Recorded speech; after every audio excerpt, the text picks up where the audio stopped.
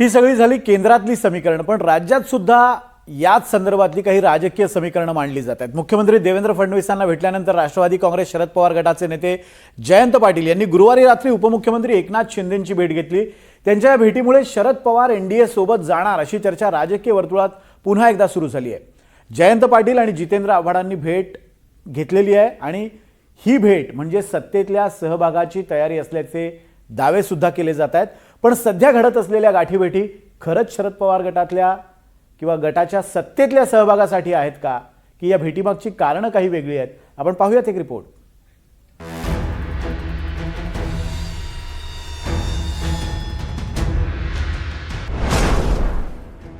जयंत पाटील आणि एकनाथ शिंदेंमध्ये बंद दाराआड चर्चा। मुख्यमंत्र्यांच्या भेटीनंतर लगोलग शिंदेंची भेट घेतल्यानं चर्चांना उधाण। सत्तेतल्या सहभागापूर्वीच मंत्रिपदांवरून घासाघीस।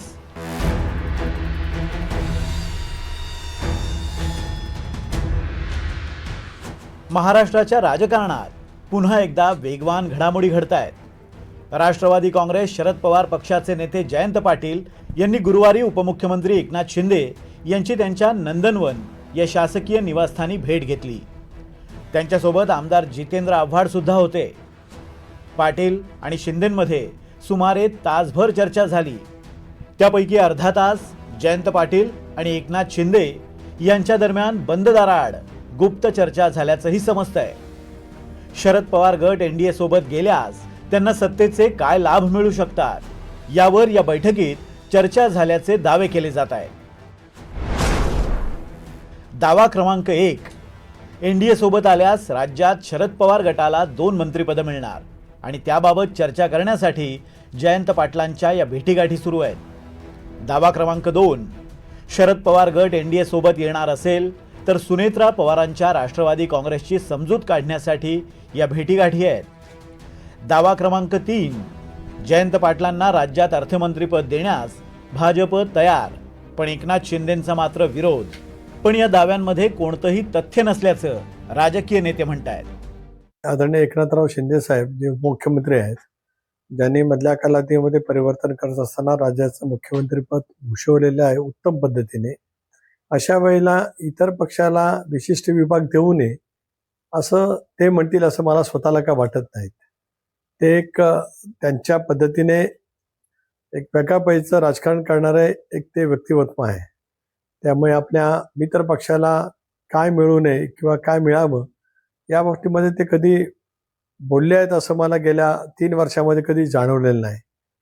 ये लोग जिसका आपने नाम लिया और रामदास आठवले जी को मिलेंगे तो आप क्या कहेंगे? वो आठवले जी के पार्टी में जा रहे हैं।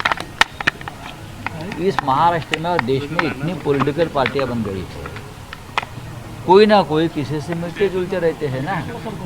उसका मतलब ये है कि गए पार्टी में आए पार्टी में, जयंतराव पाटिल हो या जितेंद्र आव्हाड हो, वो सभी पार्टी के नेताओं से मिलते जुलते रहते हैं। फ्री बर्ड्स है, मिलने दो। अर्थात दावे प्रतिदाव्यांचा बाजार गरम असला तरी जयंत पाटील हे त्यांच्या मतदारसंघातल्या ईश्वरपूरच्या नगराध्यक्षपद बरखास्तीच्या मुद्द्यावर चर्चा करण्यासाठीच एकनाथ शिंदेंना भेटल्याचं खात्रीलायक सूत्रांचं म्हणणं आहे। नगरविकास विभागाच्या अखत्यारीत नगराध्यक्षपदाचा विषय येत असल्यानं आणि शिंदेंकडेच नगरविकास खातं असल्यानं ही भेट झाल्याचं समजतंय। जितेंद्र आव्हाड आणि एकनाथ शिंदेंचे राजकीय संबंध सौहार्दाचे असल्यानं तेही या भेटीदरम्यान सोबत होते। जयंत पाटील येऊन गेले, 2 तास बैठक झाली परवा एका विषयावर, वाळवा तालुक्यावर। देवेंद्रजीकडे जाणे किंवा एकनाथजीकडे जाणे किंवा माझ्याकडे येणे हे काही राजकारणाचे विषय थोडी आहेत। शेवटी राज्याच्या डेव्हलपमेंट करता सर्वांनी एकत्रितपणे सल्लामसलत केली पाहिजे, ही भूमिका आहे। राज्यातल्या या भेटीगाठी आणि वेगवान राजकीय घडामोडी पाहता शरद पवार गट लवकरच एनडीए सोबत जाणार असल्याचं चित्र निर्माण झालंय खरं, पण केंद्रातली राजकीय समीकरणं जुळल्याशिवाय राज्यात कोणतीही हालचाल होणार नाही हे स्पष्ट आहे। कारण राज्यातल्या समीकरणांपेक्षा भाजप नेतृत्वाला केंद्रात शरद पवार गटाची गरज अधिक आहे।